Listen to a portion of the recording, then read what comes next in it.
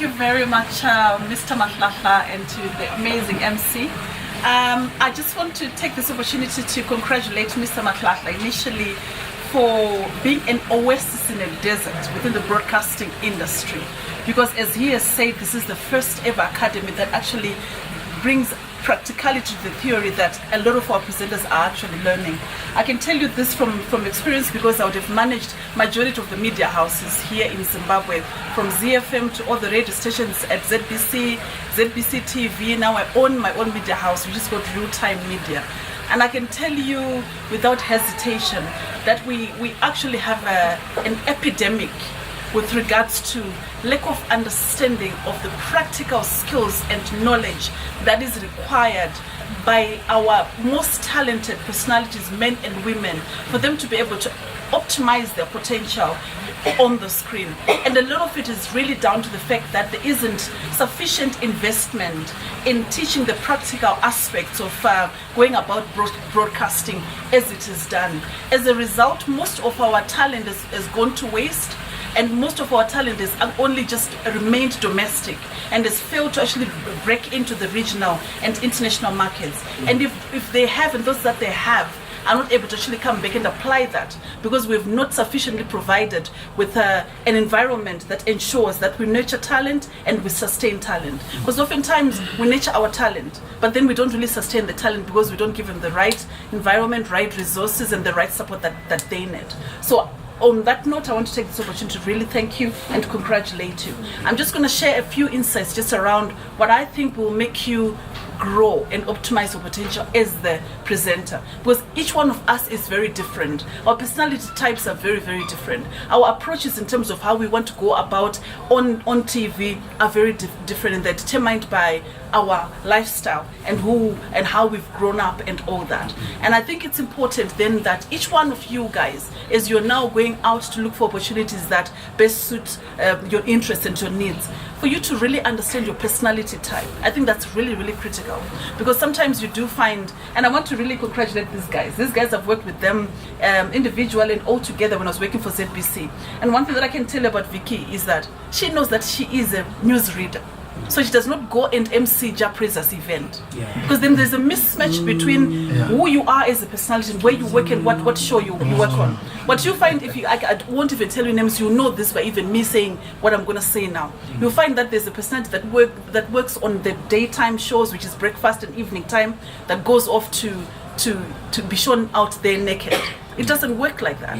Any personality that is presenting serious type of shows or current affairs and daytime shows, which is a performance period for broadcasting, you don't expect them to be seen nude and naked and to be leaking videos that are inappropriate and all that.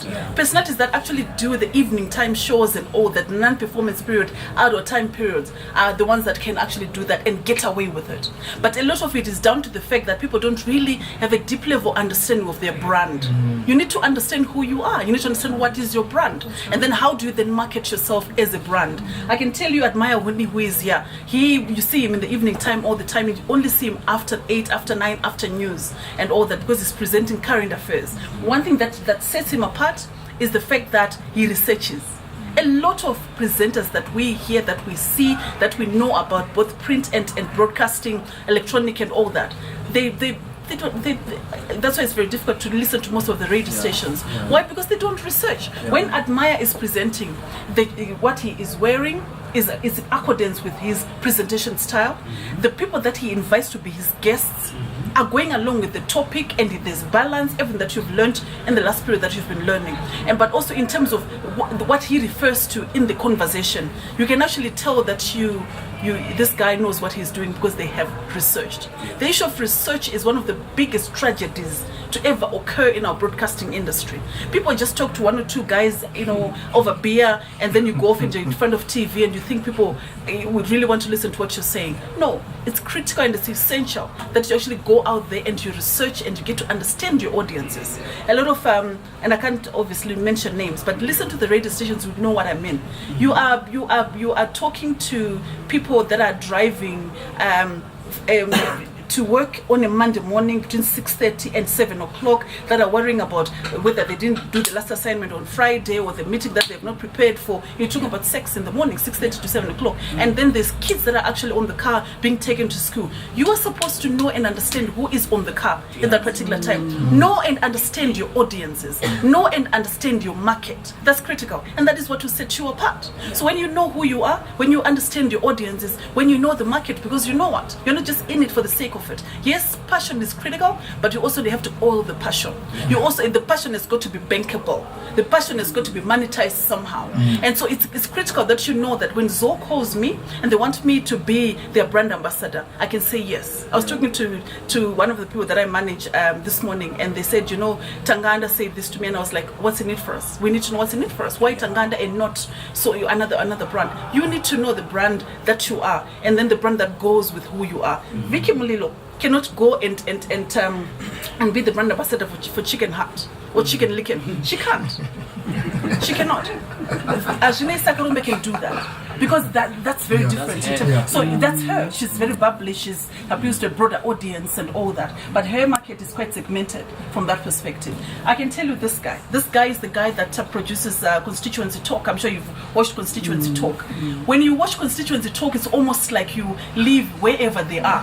Why? Because they go and speak to the person that's on the ground, who is the Ambuya, who is there, get their perspective. They go and talk to everybody that represents the hub of the community that they're actually going to talk to.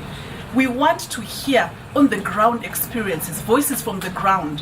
You ramble on for 30 minutes and you think you've got something to say to people that people really want to continue listening to. No, people want to hear perspectives from the ground. Watch Constituency Talk, and it's something that I'm really proud to actually be able to mention. And the other thing that I really wanted to mention is digital presence is of critical importance. Mr. Matlahla, you know, a lot of his work is actually online.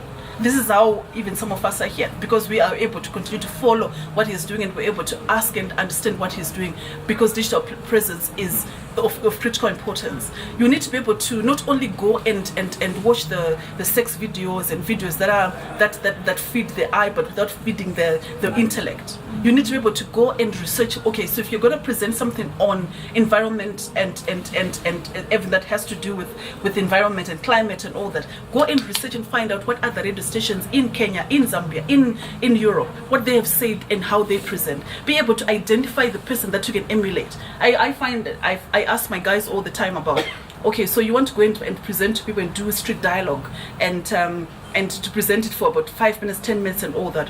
Who is your anchor presenter? Who is the person that you actually look up to and all that? They don't have anybody. They can't learn from anybody. They have not learned from anybody. They've not researched. They've not gone online. Online, there's millions and tons of examples that you can actually go to and research and learn and be able to grow as well. Online presence is of critical importance. You can't say you're a personality, you can say you're a presenter without yourself going online, not only for the sake of it, but to grow your numbers. The game of broadcasting is a game of numbers. And you need to be able to know where you find the people that listen to you and how to grow and engage those numbers. Lastly, I wanted to say this.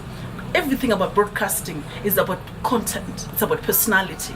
So content is music. It's about what people talk about and all that, but also it's about your personality and how you then are able to engage your audiences around that. So if you don't remember anything else that I've said, it is essential, it is critical that you understand your brand. You understand where the brand is going. If you can't answer to yourself, where will you be in the next 5 years? Then you need to go back to the drawing board, because clarity of purpose is of critical importance. I really wish you well.